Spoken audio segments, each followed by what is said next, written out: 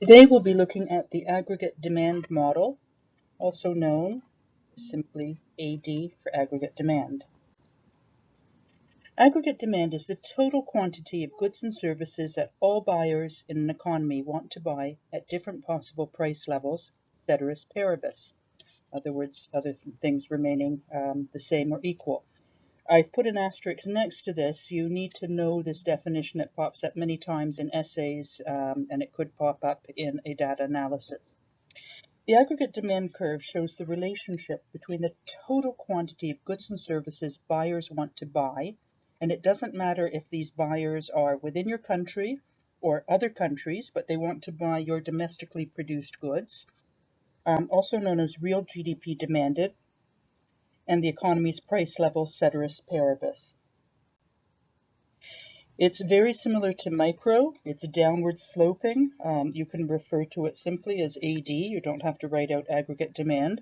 But in macro, I want to point out an absolute key difference in how you label the axes. In micro, we said price, but in macro, we say price level. That's very important. And in micro, we say quantity, but here we're saying real GDP or output. Either is fine. You can either refer to it as real GDP or you can write output, but do not use micro labeling. You'll get docked marks for that. Components of AD. It's made up of 4 different components. It's not just the demand of consumers. So in your definition, do not put the term consumers. That's only one component. It consists of all the components of aggregate expenditure, so whoever can be spending money acquiring things. So we have the demand of consumers, known as C for consumers, the demand of businesses or firms, which we refer to as I, which we'll follow up on in a minute, but I standing for investment, which is when firms buy capital, and capital is what they need to make other goods and services. The demand of government, which we refer to as G, and then the demand of foreigners for exports. So we take exports minus the demand for imports, and we refer to that as X minus M, or net exports. So in investment, just following up on this, investment is defined as the addition of capital stock to the economy. Now, capital is a very specific term. It's not referred to as, it's not the same thing as savings. Capital stock is what we need to produce goods and services. They are man-made.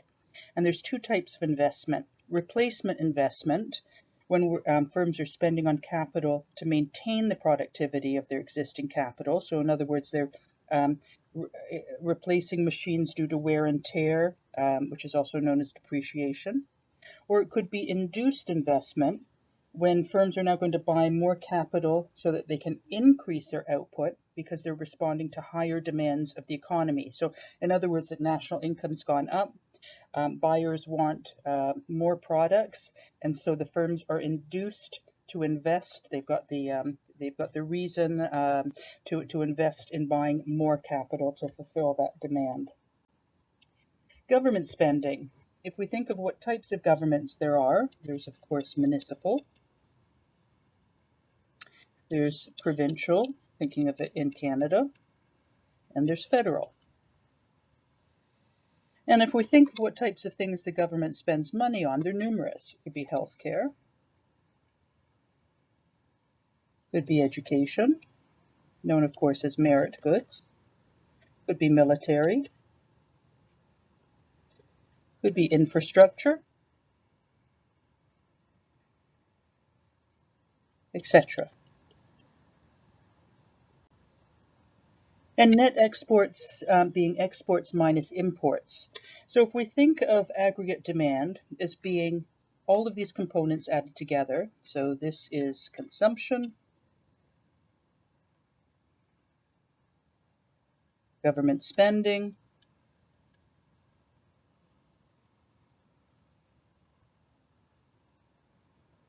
investment, which is when firms buy capital, and net exports.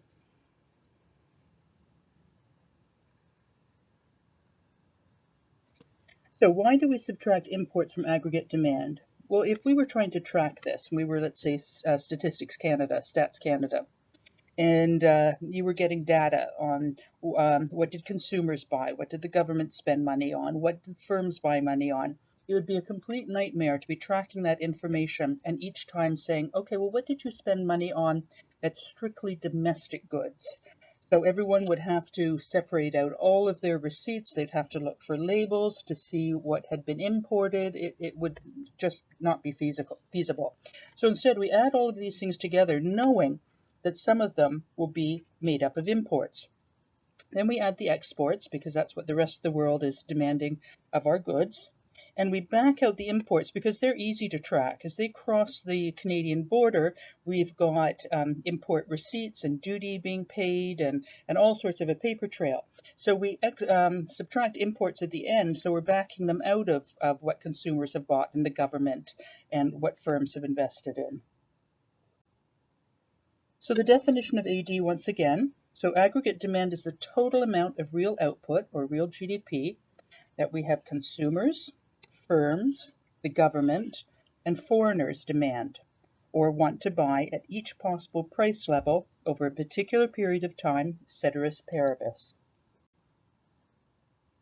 Now we're going to look at changes in aggregate demand. So what's going to make the AD curve shift? And you're going to see that we're going to go fairly quickly over these macro concepts because we're really building on what we've seen in micro. You're going to see a lot of similarities, but now we're looking at shifting the overall demand for products and goods in an economy, and you'll see that they're very similar. So changes in consumer spending. Consumers will spend more or less if there's changes in wealth. Same thing about changes in expectation about future income. If they think that things will get rosier, they'll start to spend now. If consumers think that there's gloom and doom ahead, they'll probably stop spending and start saving more. And the same thing tied into that, the expectations about the future of the economy, because their jobs ultimately will be tied in with that. Changes in interest rates, changes in personal income taxes, changes in the level of household indebtedness. This is a real issue, particularly in North America, Canada, and the States right now. With households becoming more and more indebted, they have less money to buy on new goods and services because they're servicing their debt. They're having to pay back the debt plus interest rates. And changes in attitude towards spending. When income increases, consumption increases by a smaller amount. Now, why would that be? Well, if your income increases, yes, you may consume some, but you might also spend money on taxes, savings, and imports. And we will be looking at this further when we look at the money multiplier, but not everything not all the income that a consumer receives as an increase will be spent on domestic goods and services.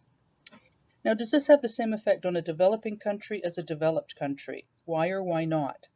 Well, I would argue in a developing country for poor people who are struggling to get ahead, that they're going to have much less in savings that they're putting their money towards. They probably are putting more of any increase in income into things like food, necessities, housing, clothing, and so on. Changes in investment spending as a result of the following. So just a reminder that investment is spending by firms on capital, which are man-made items and machines and tools, things that you need to produce more goods and services. So businesses will react to changes in expectation of future sales, changes or improvements in technology, changes in interest rates, business taxes, and legal or institutional changes, such as instituting property rights. So as an example, if you are in a, let's say, developing country, and they have recently instituted property rights, there'll be more investment by firms because they'll feel more secure in the future of their business, and they know that it won't be taken away from them, or at least not quite so easily. Okay, so what are two reasons why an increase in interest rates might cause business to invest less? Well, we've got one. So increase in interest rates, loans become more expensive.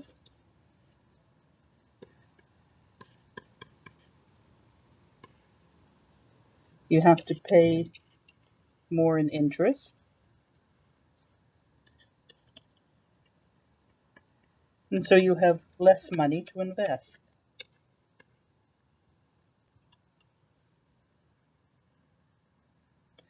And the second reason is if the interest rates are particularly high, so if interest rates are high,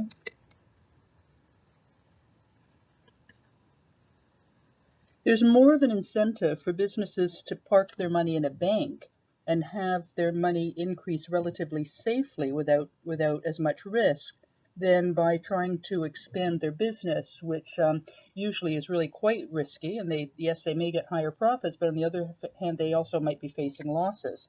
So if interest rates are high, there's more incentive to earn money by putting funds in bank accounts rather than by expanding the business.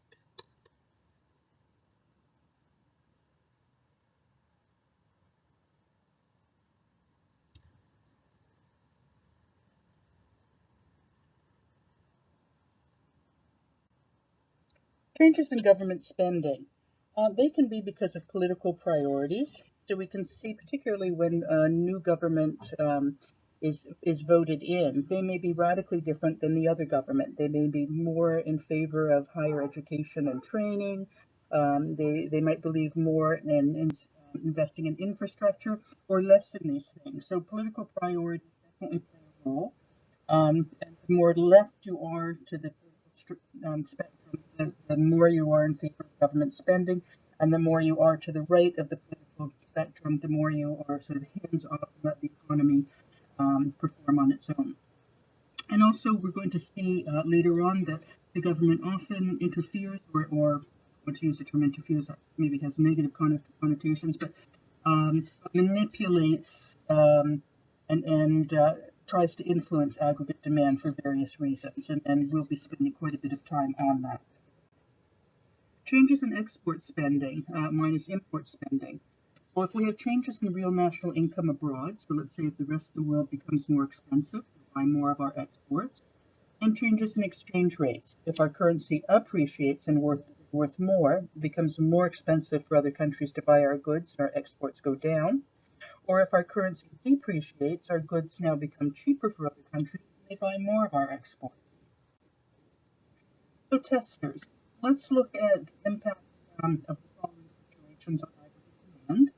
Let's explain what happens to aggregate demand in each case and identify the component of aggregate expenditure involved.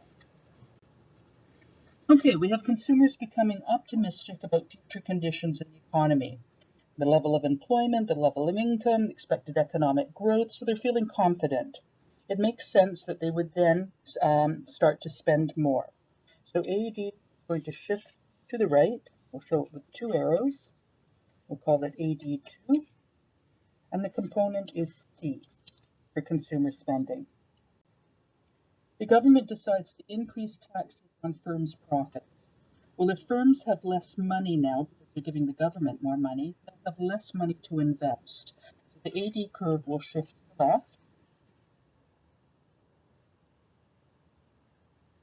Show it with two arrows, AD2, and the component is I for investment. Firms become fearful that a recession is about to begin. Again, if firms have lost confidence in the economy, they'll expand less. AD shifts left. And again, the component is I. The government decides to increase its spending on healthcare services. So that's part of government spending, a component of AD.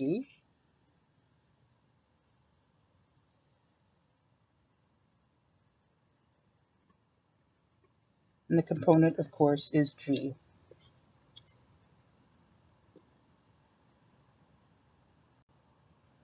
A central bank, a government organization, we'll look into this in a future lesson, decides to increase interest rates. Well, with increased interest rates, it's going to make it more expensive for consumers to buy particularly big ticket items like fridges, appliances, cars, houses, and so on. And it will make it more expensive for businesses to borrow money, and so they will reduce their investment. So AD will shift to the left, and we have two components happening here. We have C plus I. Real incomes in countries that purchase a large share of countries A's exports fall. So we're going to assume that other countries that buy our goods, they are now earning less. Their GDP's gone down. Their incomes of individuals have gone down. So they're going to buy fewer of our exports. Exports are a component of AD. So AD shifts to the left, and the component that went down is exports. So again, as long as we are tracking our domestically produced goods and services, it doesn't matter whether it's our own citizens buying the goods or foreign countries. The government lowers personal income taxes, so taxes on the income of households. So now households have more money, consumers are going to spend more. AD shifts to the right, AD2, and the component is consumers. There's a decline in the real estate market, so the average house prices fall. So what happens now is that people are less wealthy. So whether you own your house outright or whether you have a mortgage, the asset that you own is now worth less than it was before, and so you have a sense of being less wealthy than you were before. People will tend to then spend less because they have less wealth, and the component is new legislation makes property rights more secure. I'm thinking of this one in the context of firms. If firms know that their firms can't be seized, nationalized, taken over by someone else, they'll feel more secure to expand, and they will take on more investment. So AD will shift to the right.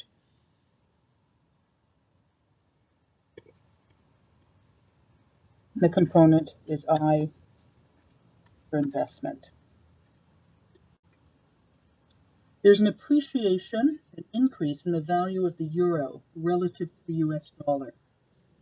So we're looking at the impact on aggregate demand in Eurozone countries, so countries that have adopted the euro. So we have an increase in the value of the euro, so it means that other countries are going to buy fewer of our goods because it has now become more expensive. Exports are a component of AD, and so AD once again has shifted to the left.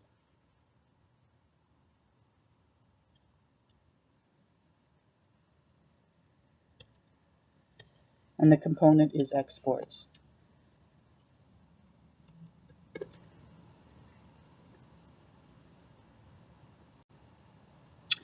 There is an appreciation or an increase in the value of the euro relative to the US dollar. So now let's look at the impact on aggregate demand in the United States. Okay, so if the euro has appreciated, that means that people will be able to buy more of the United States exports. Now, we'll look at this in international trade, but if the euro has appreciated, it also means that the US dollar has depreciated relative to the euro. So it does become cheaper for the Europeans to buy US exports. So in this case, AD shifts to the right, and this is AD for the United States. And don't get too worried about understanding the repercussions of a depreciating and appreciating currency. We'll be looking at that more in international trade. So a non-government organization, an NGO, introduces a program that provides credit to small farmers. So it's easier for small farmers to borrow in order to finance building of things like irrigation projects and the purchase of new farm equipment. So if they're buying more, again, capital, because they've got the funds to do so, the AD curve will shift to the right, and the component is investment. Okay, this is only going to be a very brief introduction to fiscal and monetary policy. We'll be looking at this in future lessons covering just this material, but it ties in fabulously with aggregate demand because these are known as demand-side policies. So in other words, policies set out to influence aggregate demand. So governments, we've got two broad categories of policies that can affect aggregate demand. They're known as fiscal policy and monetary policy. You need to know these very well and realize what the difference between the two is. Fiscal policies. If you think of everything to do with a budget for a government, a budget contains government policies about how and where and how much they're going to spend their money on different programs. And it also includes how much they're going to tax individuals and corporations. And governments use expansionary fiscal policy to increase aggregate demand, and contractionary or deflationary fiscal policy to reduce aggregate demand. And again, not to worry, we'll look at this in depth. So expansionary fiscal policy. If we were to lower personal income taxes, we know that consumption would go up. If we were to lower, and so AD shifts right.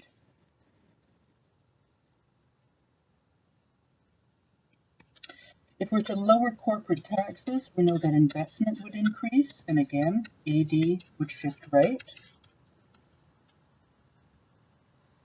And if we were to increase government spending, we know that G would increase, and again, AD would shift right.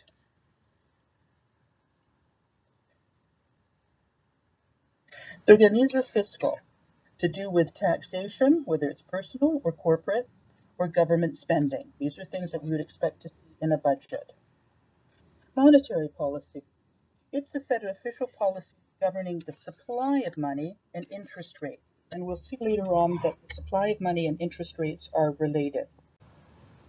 Now we're going to look at monetary policy, which, as a reminder, is changing the supply of money